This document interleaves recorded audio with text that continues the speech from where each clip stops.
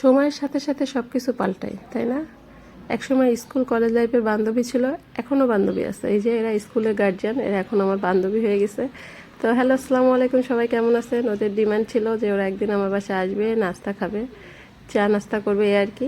তো ওই যে আসলো, দেখলেন সন্ধ্যা হয়ে গেছে মাগরিবের পরে। তো ওইদিকে ওরা নাস্তা নিয়ে আসছিল, কিমা পুরি, আর এদিকে আমি চা করছি। এই যে এখন সবাই চা খাচ্ছে আর গল্প করতেছে। আমি জানতাম যে গল্প করতে করতে রাত হয়ে যাবে, তো আমি কিন্তু আসরের পরের থেকে হালকা পাতলা রাতের খাবারের আয়োজন করে রাখছিলাম। আর গেস্ট বসা রেখে রান্না করাটা একটা কেমন, এই জন্য আর রান্না বান্না করিনি। তো এই যে আগে ভাগেই করে রাখছিলাম যাতে ওদের সাথে গল্প করতে পারি। আর এই যে বাচ্চা পার্টি, ফোনে, সবাই ফোন নিয়ে ব্যস্ত, বাচ্চারাও ফোন নিয়ে ব্যস্ত, বাচ্চার মায়েরাও ফোন নিয়ে ব্যস্ত।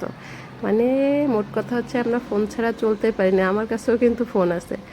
যাই হোক, খুব সুন্দর একটা সময় কেটেছে, খুব উপভোগ করেছে। এই যে আপনাদের ভাইয়ের দোলনাটা কাজে লাগছে, আমিও কিন্তু উঠি, আমার হাজব্যান্ডও ওঠে, মানে আমাদের সবার ওয়েট নিতে পারে। আর আপনাদের ভাইয়া বাসায় ছিল না, ওই দিন ঢাকায় মিটিংয়ে গেছিলো, আবার চলে আসছিল।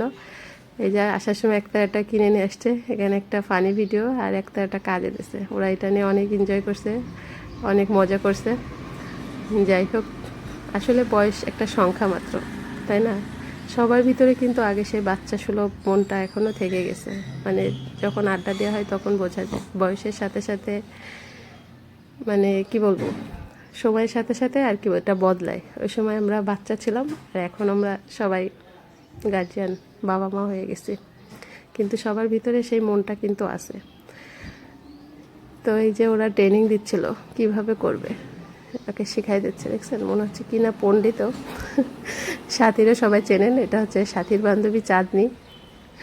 তো ওদের জন্য এই যে চিকেন, যেহেতু রাত্রে খাবে, আর এই যে খিচুড়ি আর সাথে সালাদ ছিল, এই হচ্ছে আইটেম। তা খাবার দেওয়ার পরে ওদের কাছে রিভিউ নিয়েছিলাম। অনেকটা রাত হয়ে গেছিলো, রাত 10:30টার দিকে ওরা খাওয়া দাওয়া করছে, আবার বাসায় যাবে।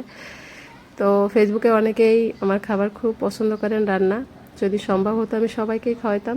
তবে কারো রিজিক যদি কখনো আমার বাসায় থাকে, ইনশাল্লাহ সবার দাওয়াত থাকবে।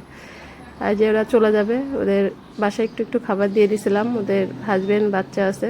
আজকে ভিডিওটা এই পর্যন্ত, কেমন লাগলো অবশ্যই জানাবেন। আল্লাহ।